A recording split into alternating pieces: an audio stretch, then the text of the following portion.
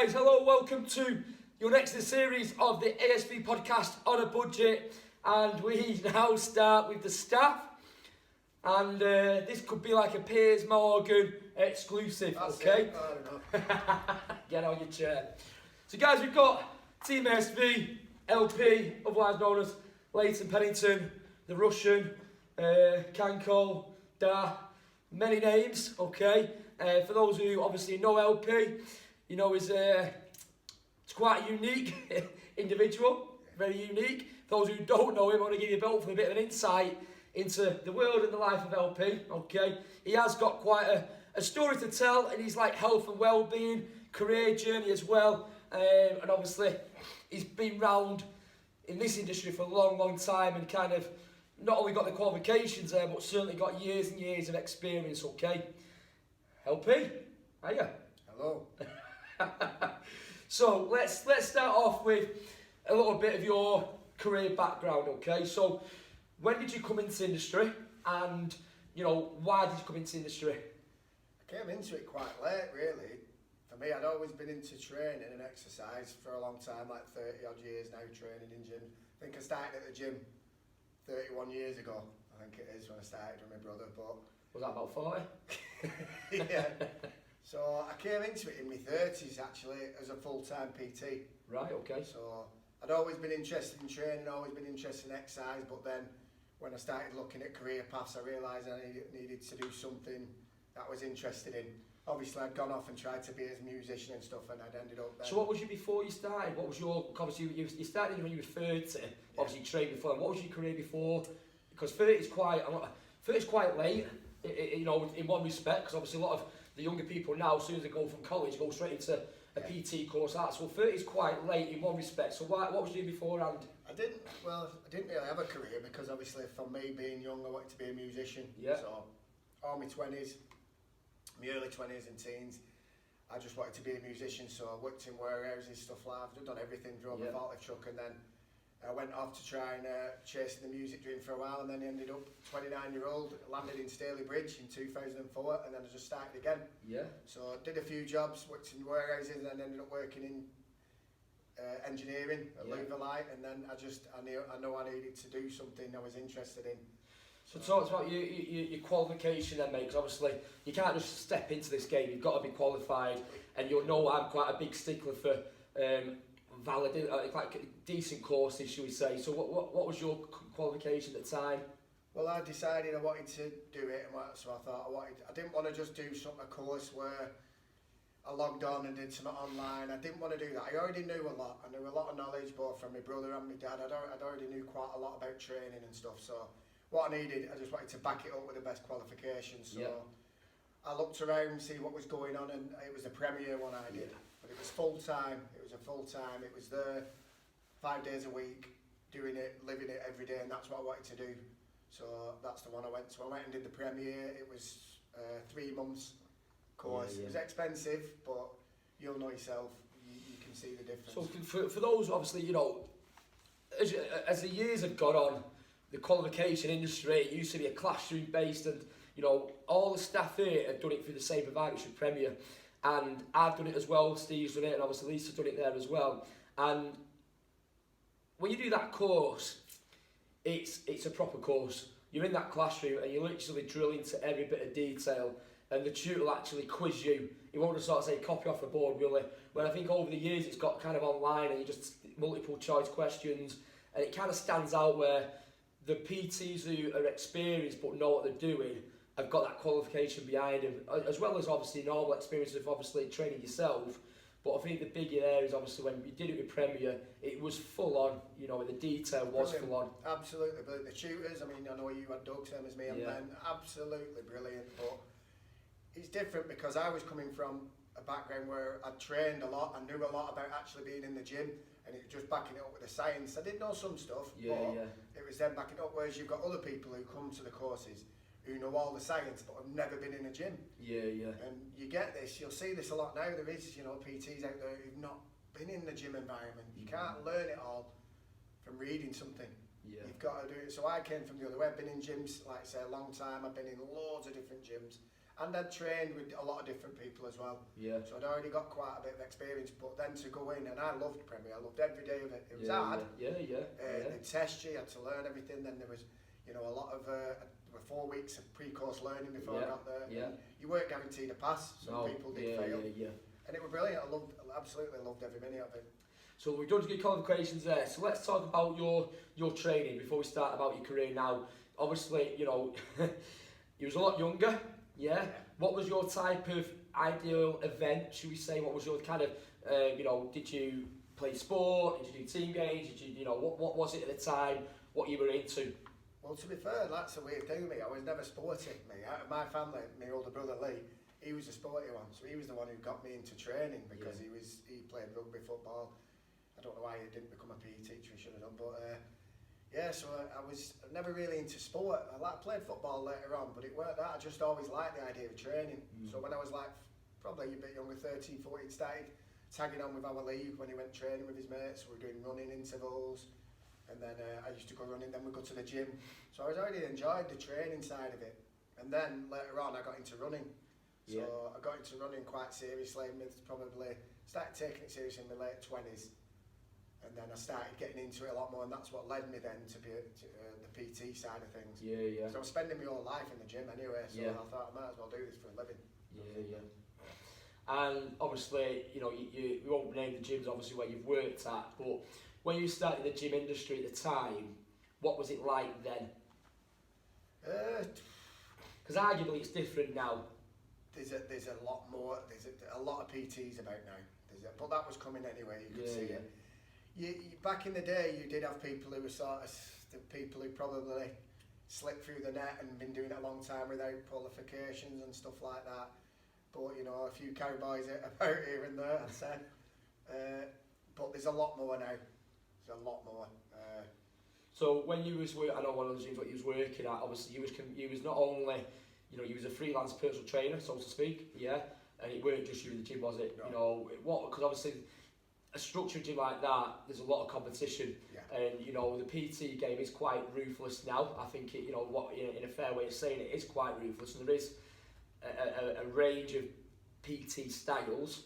What was it like then? And then we'll talk about what it's like now. It was mad for me because obviously I'm not saying the gym I started at, but I wasn't from the town, obviously. So I literally walked into the gym. I didn't know anybody because it wasn't my area, so I didn't go in knowing anybody. You're straight in as a freelance, you're paying rent. So you go in straight into paying rent, which was started off £400 a month straight off. And you've just got to get your own clients. There was no passing clients on, you didn't know anyone, so it's basically just getting on the gym floor. And you're walking into a gym where there've been PTs there for years and years who built up a massive reputation. So you were coming in, you just basically had to graft. And you were up against probably sometimes 6 or 7 other PTs and some good PTs as well. So what was it? What was your kind of? How did you sell yourself at the time? Because obviously every PT's got their own approach to getting members. What was it for you? How did you get members on board? Considering you've got another 6 people also competing for the clients there, because you have got quite a unique way about you. I probably weren't as mad when I first started as I am now, but you had to tone it down. I decided early on I weren't going to do the hard sell, I weren't going to be gimmicky. They do teach you different ways and stuff like on Premier, you know, about how to do that, and I decided I didn't want to do that. I just wanted to, all I wanted to do is help people. So my first thing was speak to people. Just like, you know, I speak to people, I like talking to people, that's why I like the industry I'm in, but go and talk to people, see what they're doing and give them little bits of advice. I'd see people doing something, I'd ask them what they were doing. I wouldn't push an hard sell on them. I'd just say, what are you training for? And they'd give me, and I'd say, try this, try that, and they'd go away and they'd do it. And more often than not, they'd come back. They'd be interesting to see, you know, and sign on with you for some PTs. So let's fast track a little bit now, because obviously you arrived at ASV, and it's certainly the best day of your life. I think I've aged a few decades since. I have. Let's just talk about here in terms of, you know, and it is completely unrestricted this. What's it like working here? Forget kind of like, you know, the back office end of it there. What's it like on the gym floor with the members we've got? Because the members have spoke very highly on these podcasts and on social media of the PTs and staff here. What's it like working with these members and this type of environment that we're in at ASV? It's really good. I mean, the first thing, obviously I walked in again, so I'm not from Duckingfield, so I walked in. I did know a couple of members. When I actually walked in to get an application form, I knew a member who was in reception, who was talking to Simon, so I did know a couple of people. One thing I did notice is the levels of fitness, and this was in the older ones as well. So I'm not talking young, obviously I did a few classes, and the level of fitness being really high, and it really shocked me a bit, just how fit some of the members were. And I'm not just saying that. But other than that, it's just, as you come in, just a good atmosphere. You know as well as I do. I mean, I've trained at, I can't remember how many gyms I've been at. I've trained at all over the place, not just in this area. And the atmosphere, sometimes you'd walk in, I've been in gyms where the staff don't even speak to you. You walk through reception, they don't even say good morning. And people don't speak to each other, they've got headphones in, and I don't like that. I don't, it was great to come in and just talk to people. And that's what I always use that as when I'm doing show rounds here and stuff. You don't have to lie about it. You can bring them in and they can see the mixture of ages and we've got and abilities. It's not a meathead gym, so to speak. And just the fact that I love the fact I can come in here on, say, if I walk in on a Tuesday and I like to have a wander around before I start my shift officially, and I know everyone by name. And that's a big thing, definitely built up that rapport over the years. And like you say, members' fitness levels, I think a lot of members kind of down themselves a little bit, but the fitness levels are really, really good. Really good. And full credit to them, and that's because they enjoy it, and obviously they put the effort in there. Let's talk about we'll touch on training before we move on to lockdown, okay? Training wise, every PT's got their own style, okay? What's your style? What's your approach on training? The first thing I always ask, and it's been the same since I started and when I was full-time freelance, you ask them what they want, what they're looking for. The thing is when anyone finds out you're a personal trainer, the first thing they do, what's the best thing to do? And they ask you what the best thing to do is, and it's like such an open-ended question. It depends what you want. So I always say, you do get a lot of times back in the day as well, you'd see PTs who were into one thing, so they make that client do that thing because that's what they're into. So what I'd always do is say, what is it you're looking for? Now if they came and said, I want to be a power lifter, I'd say, right, well, that's not my cup of tea, I'm not into that, I don't know enough about it. But generally, you'd have a chat, find out what they want, and then that's where you go from. So it's all about revolving it around them and what they want, and then you go from there with it. That's what I've always done. And you utilise the Preva kit here, the pre-core kit here, the Preva, okay?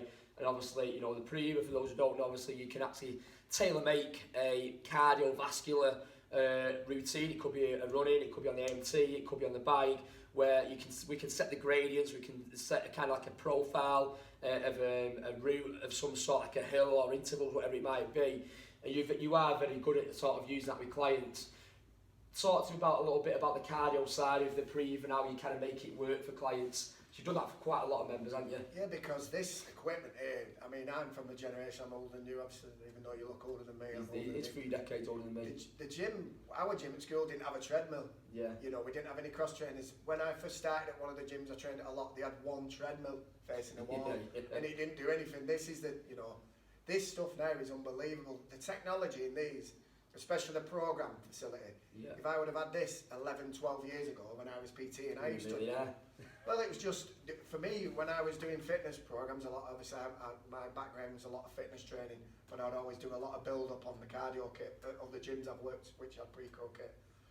And I used to have to write programs out on pieces of paper. I want you to run for this long, then the incline, and I'd have to write out on here, and I've done this with so many members here, I can go through the program, and at the end we save it on the card, and it's there, and all you have to do is go on, push it, and they can follow that program exactly. That technology is unbelievable. It might not mean much to some other people, but when we first got this kit in and they showed me that, I was blown away with it. Also, the ANT, the new cross trainers are absolutely brilliant as well. The first thing I do when I came in here is try all the kit out, but I use these a lot, and I said this to the members. I'm not just going to say use this, but I use them myself. The design on the cross trainers, whoever designs the stuff for pre-core, it's brilliant because it's functional. a lot of the old cross trainers back in the day and the steppers were atrocious, the old school steppers, where you just bash your knees through. Yeah. And these ones are so well designed, the incline on that is unbelievable. Like saying, it's functional as well. Yeah.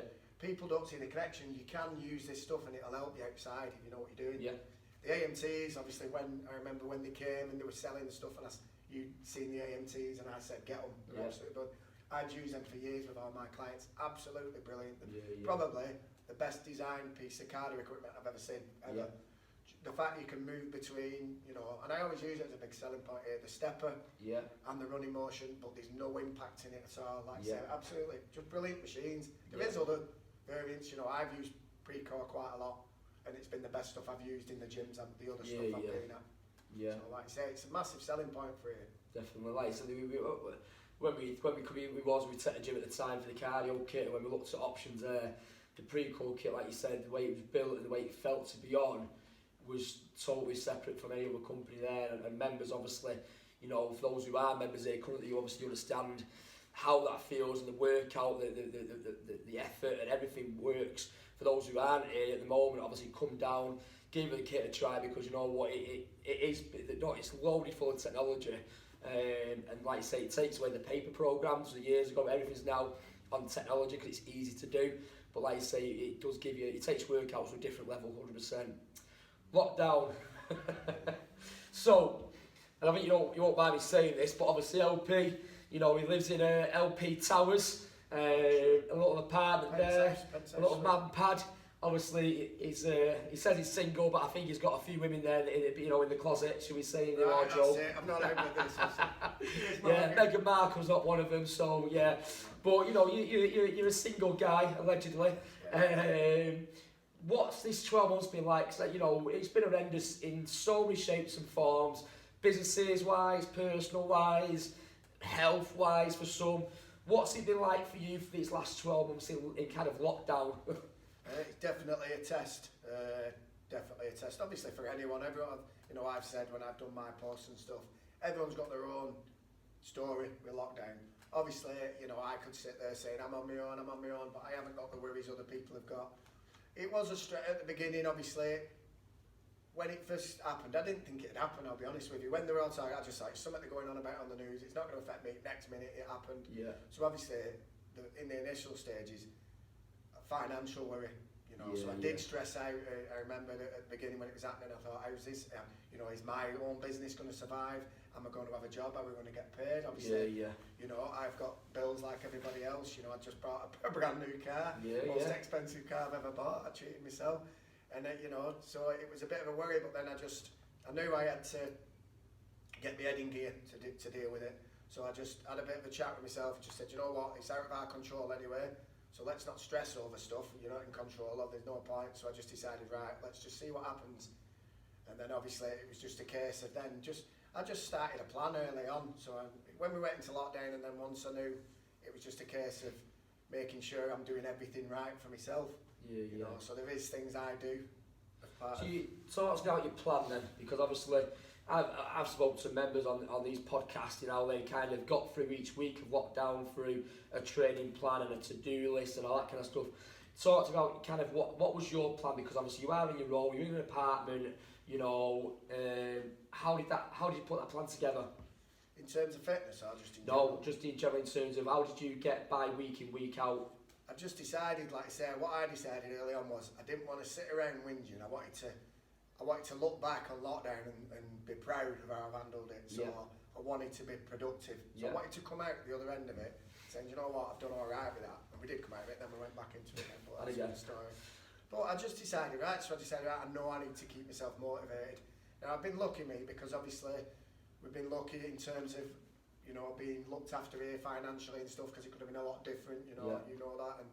And then obviously I've got my own business, which I was lucky I managed to move online, because things could have been really different. I did lose a lot of money because, you know, the schools went, I did lose money on the schools, but I was still earning. So I've been really lucky on that. So that was a massive weight off my sort of shoulders. And it was just a case of, I needed, when we went in the first lockdown and we weren't doing anything for the gym, I know first of all fitness is going to be kept up, and that, you know, both the weight training, but for me, the runs, I started running again, and that is as much about the mental side. I've said this over and over again with people.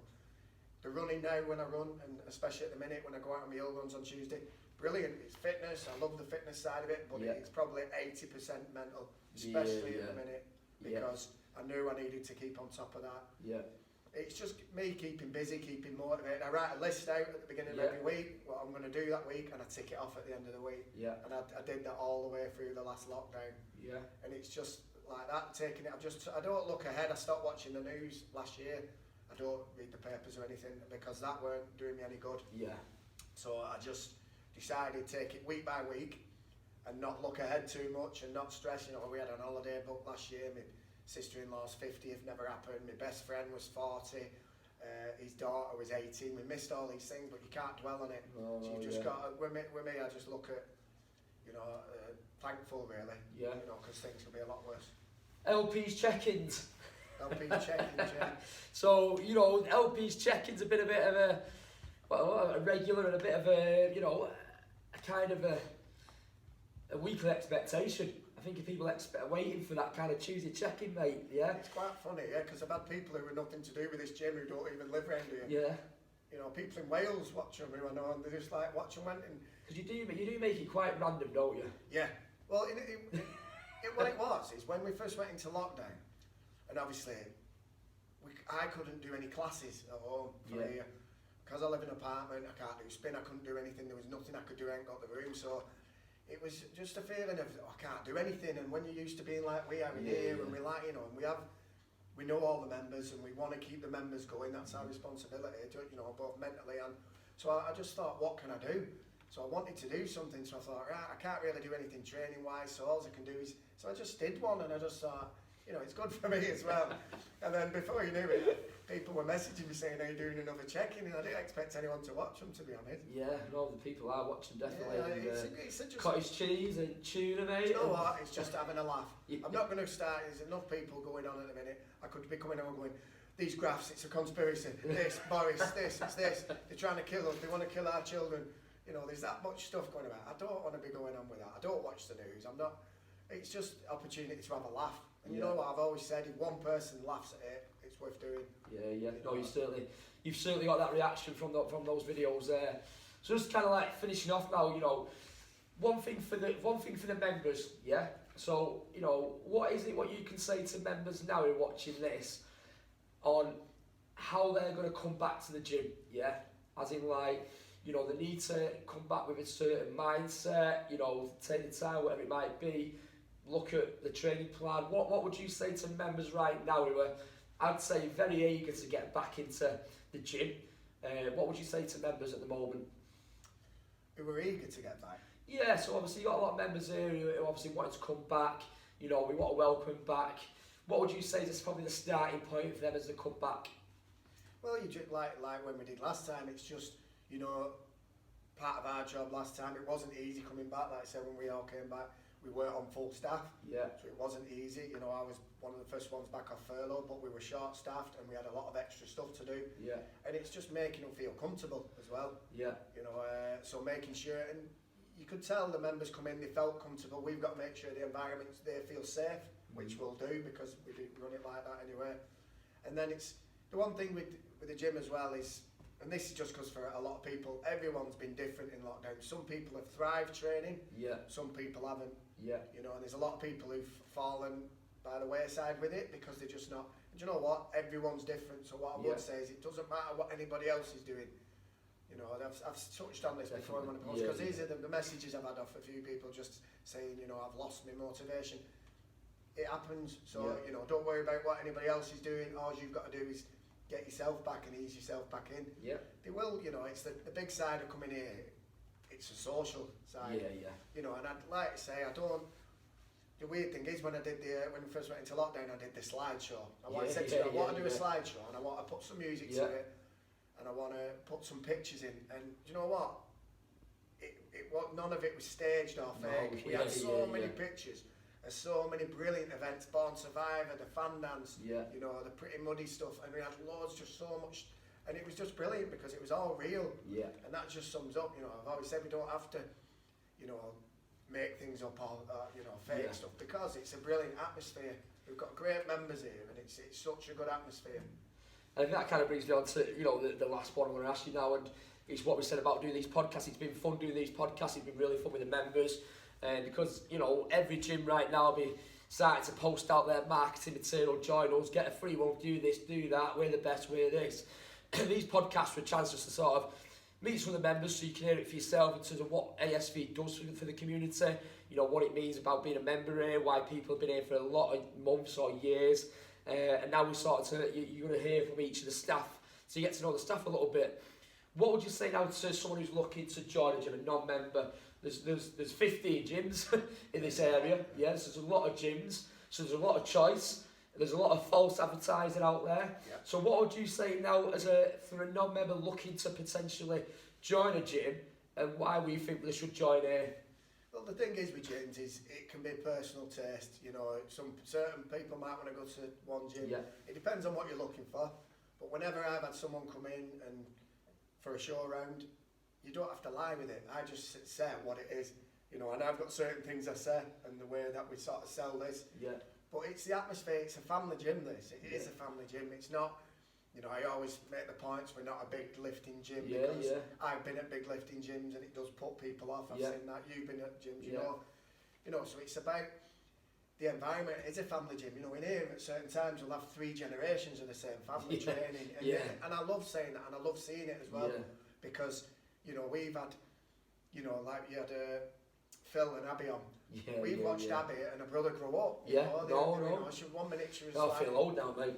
This is what I mean. And you see it with the younger ones coming through now, and it is a family gym, and it's all about the atmosphere. I've been at other gyms. You will have classes that can be really cliquey. Instructors only look after the people on the front row, and this is the stuff you see very cliquey in gyms. People don't speak to you. It's not like that at all. It's a good gym. I did say to. One story we had here, there was a member who joined for a while and he was banging and crashing on the weights. He had headphones in, he was banging and crashing. And I could see members looking, and I went over and said, "Can you stop the banging and crashing?" And he said, "I thought this was a gym." And I said, "It is a gym, but it's not that sort of gym." He said, "What?" He swore as well, "What sort of gym is it?" And I said, "It's a normal gym for normal people." And I don't think he got it, but that's what it is. Yeah, it didn't last long, did it? No, it didn't. But that's it, it's just come in and it's an atmosphere where you can feel comfortable. The age range is brilliant here. Yeah. We've got such a great mix, and husbands and wives here training together and stuff like that, and then parents bringing younger ones in with them as well, and it's just a good atmosphere. Yeah. We make sure it's safe, we're on the ball with everything. That's the difference here as well, everything's done on the ball in terms of safety. Mm-hmm. I always make a point, we're on the gym floor all the time. I do a lot of my PTs at the bottom, and I use the mat to do it, and I do deliberately, and people I've mentioned and said, "Why do you always stand there?" And I stand with my back to the fire exit because I can see the full gym. Yeah. So, that can be just keeping an eye on people. That I wouldn't stand with my back to the gym. Like that. You stand so you've got your full vision of the gym. If anyone needs any help with anything, you never know, first aid wise, if you're there. But just to keep your eye on what's going on, and that's what we're here for. You might see people commenting, and I know a member commented they were doing something, and I just walked past as if I weren't even watching them and said, "Just watch your back while you're doing that," and stuff like that. People might be doing something, and that's what we're here for, to be on the gym. You know me, I don't want to be sat in an office. It's the last place I want to be. I want to be on the gym floor because that's my job. And that's the difference. Always having someone on the gym floor as well, and we're here to help the members. A lot of other gyms, you have to pay for the privilege. If you want a personal training session, you have to pay for it, and they won't give you any advice. I wasn't like that. I'd always give people advice anyway, because I love training. I like helping people. So, you've got the people there, the staff here, and that's, because it's what you've put together. A massive selling point for here is the support element. We might not have this facility, what someone else have. We might not have this. We might not have a jacuzzi outside or whatever, but it's all about that support element, and there's nowhere that does what we do. And I've said that, you've said it, when people said, "Oh, such a thing as a gym opening, brilliant," but it won't affect us. I'm confident, you're confident, because it's that support element. Having staff there, good staff as well, to help you. You can go and approach them, ask them, and help you, and you get it as part of your membership. like I say, it's not a gimmick, it's what we do. And it works. Well, LP, yes, that was yours, Piers Morgan. Piers Morgan, Yeah. Piers Morgan. So guys, that was obviously a little chat with Team ASV LP. Like you say, non-scripted these, it's just a chat and you get a bit of a feel of what goes on behind the scenes. You told me what to say, really. You told me. It's all right. LP does think he's single, but I know there's a few there in the background he's not telling us off. I've stormed off twice now. But no, guys, thanks for tuning in. And next time we speak to Team ASV, Steve Paul, on his career journey and his way of training and how he works here and what he brings to the table. So, guys, catch you later. Bye.